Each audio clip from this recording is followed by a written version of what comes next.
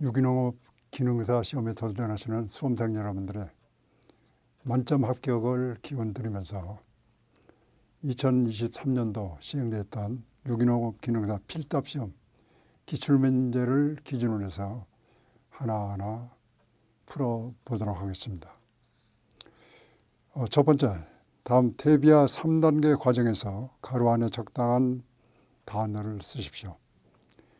태비와 과정에서 1단계는 발열 단계로 태비 내 온도가 60 내지 70도까지 고온으로 상승하다가 저온으로 가멸되는 2단계, 가멸 단계에 이르게 됩니다.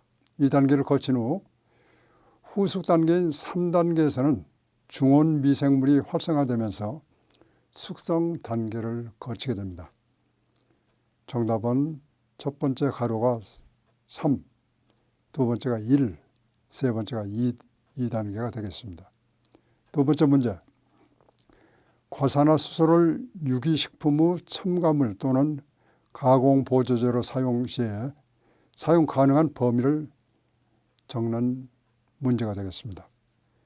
과산화수소는 소독약이죠. 우리가 일상적으로 쓰는. 과산화수소를 유기가공식품 첨가물로 사용할 수는 없습니다. 하지만 유기가공식품 첨가물이 아닌 가공보조제로는 허용은 되지만은 식품 표면의 세척이라든가 소독제로만은 허용이 가능하도록 범위가 정해져 있습니다. 여러분들의 교재 맨 뒤쪽에 부록편을 참조하시면 될 것 같습니다. 세 번째, 유기물이나 폴리에틸렌, 필름 등의 무기물로 지면, 땅을 덮어서 보호하는 명칭을 무엇이라고 합니까? 잡초가 올라오는 것을 방지한다든가 토양의 지온을 상승한다든가 이를 목적으로 해서 우리가 볏짚이라든가 폴리에틸렌, 비닐을 갖다 덮는 것을 이거는 멀칭이라고 얘기를 하죠. 아마 대부분이 이 문제는 다 정답을 맞추시라고 생각이 됩니다. 네 번째 문제. 개간지 토양의 일반적인 특징 세 가지를 적는 문제입니다. 개간지, 임야를 갖다가 새로 밭으로 만든다든가 개간을 할 때 개간지 토양은 유기물이 거의 없어서 땅이 척박합니다. 아주 거름기가 없죠. 또 모재 자체가 화강암 또는 화강편마음으로 되어 있기 때문에 대부분이 산성토양입니다. 산성토양을 개량을 해야 되겠죠. 그래서 개간지에는 유기물 시용과 함께 토양을 산성토양을 개량하는 석회 CA 이것을 갖다가 살펴볼 필요가 있습니다. 다섯 번째 문제. 미숙논의 개량 방법 세 가지를 적는 문제입니다. 미숙논, 염해논을 갖다가 염해지, 간척지를 개간한다든가 논으로 쓰기 위해서 이 상태는 숙전이 되지 않고 미숙 상태입니다. 그래서 아직 숙전이 되지 못한 미숙논은 토양 내 유기물 함량이 부족하고 이에 따라서 유기물을 보충을 해야 되겠죠. 또 논을 깊이 갈아가지고 작물의 뿌리가 깊게 뻗을 수 있는 작도층을 넓혀주고 비료를 줄 때도 질소인산가리 3요소를 균형 시비를 하는데 표층에 시비할 것이 아니라 전층에 전층 시비를 할 필요가 있습니다. 정답은 유기물 시용, 전층 시비, 깊이 가리 이 세 가지 정도를 적어 놓으시면 될 것 같습니다. 여섯 번째 문제. 과실이나 채소를 폴리에틸렌 필름으로 덮어서 신선도를 연장시키는 저장 방법을 무엇이라고 합니까? 수확물을 폴리에틸렌 필름으로 밀봉하면 호흡작용이라든가 증산작용이 억제가 되겠죠. 그래서 저장 기간을 늘리는데 이것을 모디피드 아트모스피어 MA라고 얘기를 합니다. 또 여기서 하나 더 붙여서 말씀드릴 것은 만약에 MA 필름이 아니고 저장 농산물을 저장 기간을 연장시키기 위해서 호흡작용을 억제하기 위해서 산소를 줄이고 CO2, 이산화탄소를 늘려주는 것을 CA 저장이라고 이렇게 얘기를 합니다. MA 저장 또는 CA 저장을 함께 기억을 해주시면 도움이 될 것입니다. 7번째, 생물학적인 방법으로 퇴비의 부숙도를 측정하는 2가지 방법을 쓰는 문제입니다. 생물학적이다. 생물학 그러면 동물과 식물 2가지를 합해서 생물학적이라고 얘기를 합니다. 그래서 생물학적인 퇴비의 부숙도 측정 방법에는 종자를 발화시키는 것, 발화가 잘 되는가 되지 않는가, 또는 지렁이를 퇴비 내에 사육시켜서 지렁이가 잘 자라는가, 그래서 2가지 방법들이 생물학적인 종자 발화법으로 이용이 되고 있습니다. 8번째 문제, 유기가축과 비유기가축을 병행 사육 시에, 똑같이 사육할 시에 준수해야 될 사항 1가지를 쓰라고 그랬습니다. 유기가축과 비유기가축은 근본적으로 합사, 동일한 축산에 함께 사육을 해서는 안 됩니다. 또 만약에 인근에 사육을 한 농가에서 2가지 유기가축과 비유기가축을 사육을 한다 손 치더라도 철저히 격리를 시켜가지고 사료도 유기가축은 유기가축, 비유기가축은 비유기가축, 만약에 가축에 전염병이 왔다, 예방주사를 놓았다, 이럴 경우도 별도로 완전히 격리를 시켜서 관리를 하고 거기에 사료라든가 약물이라든가 이걸 철저히 기록을 해가지고 비치를 해야 될 것입니다. 9번째 문제, 다음 복에서 병해충 관리 방법으로 사용되는 물질 3가지를 고르는 문제입니다. 유기농업에서 병해충 관리를 위해서 사용되는 물질은 쿠아시아, 목초액, 규제터가 사용 가능하고, 이 위에도 제충국이라든가 데리스, 난황이죠. 그 다음에 키토산, 이런 것은 천연 자연 물질이기 때문에 유기농업에서 사용이 가능한 물질입니다. 이 문제 역시 교재 부록편을 참조하시면 도움이 되겠습니다. 10번째, 다음 복에서 해충 방제와 토양 지력 증진에 도움이 되는 자재를 고르시오. 해충도 방제가 되면서 토양 지력을 증진시키는 방법. 아래서 찾아보면 이 오리농법이라고 있습니다. 논에 유기농업을 하는 논토양에 변온에 오리를 집어넣게 되면 오리가 해충도 잡아먹고, 오리가 왔다 갔다 오면서 분변, 오줌과 변을 누워가지고 이 자체가 지력 증진에 도움이 되는 2가지 효과가 있습니다. 11번째, 다음 과라원에 알맞는 단어를 각각 적으시오. 식물 뿌리에서 피톤치드라는 물질이 분비가 되어가지고 서로 이웃하는 식물의 생육을 억제하는 것을 엘레로파시, 또는 우리말로 타감작용이라고 이렇게 얘기를 하고, 실제 농가에서 호미를 재배한다든가 아니면 고구마를 재배할 경우 잡초가 경감이 됩니다. 줄어들게 됩니다. 이것도 하나의 엘레로파시 또는 타감작용의 한 효과라 이렇게 생각이 됩니다. 12번째, 복에서 원인균과 병해가 서로 연관되는 것끼리 연결하는 문제입니다. 벼농사에서 도열병, 또 원예작물에서 탄저병, 이건 2가지 모두가 곰팡이에 의해서 전파가 되는 병해입니다. 또 하나는 토마토의 풀마름병, 벼에서 흰잎마름병이라는 병이 있습니다.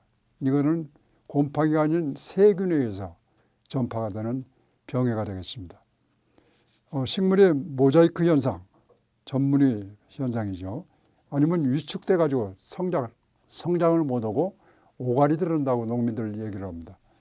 위축 바이러스, 이거는 바이러스에 의한 하나의 병해가 되겠습니다. 13번째, 다음 복이 작물을 혼작 시 효과가 가장 큰 A양과 B양의 작물을 연결하는 문제입니다. 무와 오이를 만약에 혼작을 하게 되면 서로 도움이 되고, 감자는 콩, 상추는 당근과 혼작을 했을 때 상호 교호작용에 의해서 생육이 촉진이 되는 그런 효과가 있습니다. 14번째, 보기에서 탄질비에 대한 설명으로 맞으면 공표, 틀리면 가위표를 하는 문제입니다. 탄질률, 탄질비, 탄질률이라는 얘기는 물질 내의 탄소, C, 탄소 함량에 비해서 똑같은 물질에 들어있는 질소 함량을 비율로 나타내는 값을 탄질률 또는 탄질비 또는 CNU율이라고 이렇게 얘기를 합니다. 따라서 탄질률이 높다는 것은 물질 내 질소 함량이 낮게 되면 질소 함량분의 탄소 함량으로 나누게 되기 때문에 이거는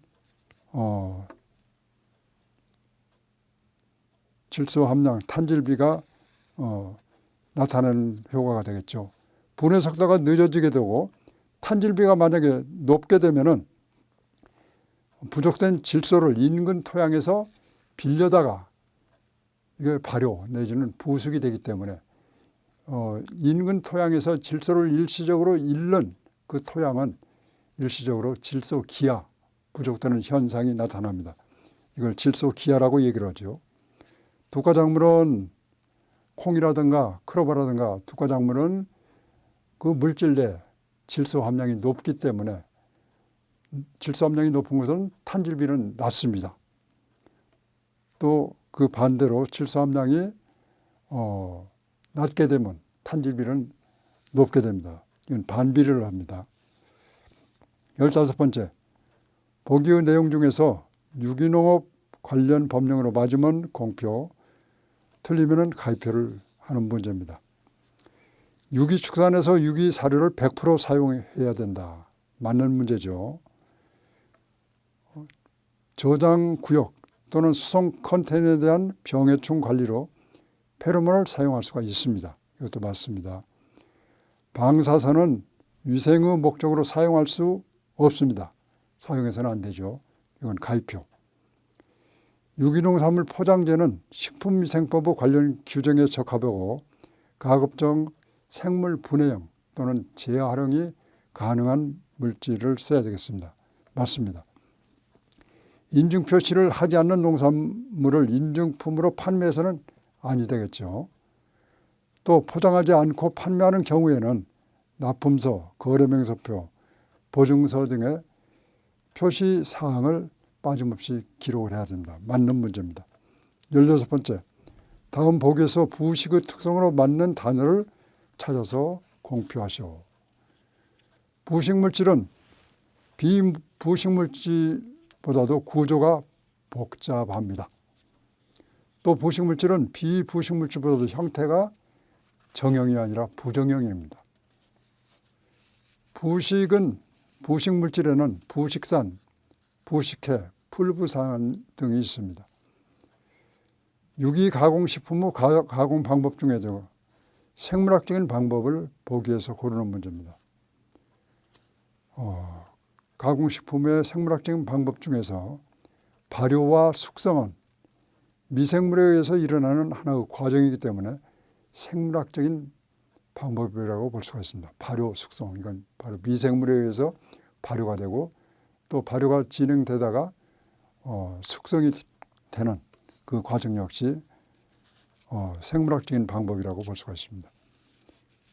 다음 보기에서 윤작에 대한 설명으로 맞는 것을 모두 고르시오. 윤작, 돌려짓기죠. 작물을 돌려짓게 하는 것을 윤작이라고 하는데 이 윤작에서 잡초 경감을 위해서 중경작물이라든가 피복작물을 재배를 한다. 또 토양 이용도를 높이기 위해서 작부체계를 여름 작물 재배가 필요하겠습니다. 토양 유실 방지와 보호를 위해서 피복작물을 포함시켜야 되겠습니다. 정답은 2번, 3번, 5번이 되겠습니다. 19번째 문제. 다음 보기의 재료 중에서 탄질비가 높은 순서대로 순서를 정하는 문제입니다. 톱밥은 질소 함량이 낮아가지고 자그마치 탄질비가 400 내지 1000까지 이렇게 대단히 높습니다. 하지만 상대적으로 부식은 재료 내 질소 함량이 높아서 이거는 탄질비가 낮게 되겠죠. 그래서 정답은 톱밥, 그 다음에 옥수수 잎, 그 다음에 부식 순서가 되겠습니다. 20번 문제. 병의 층의 물리적인 방제 수단으로 적당한 것을 보기해서 고르세요.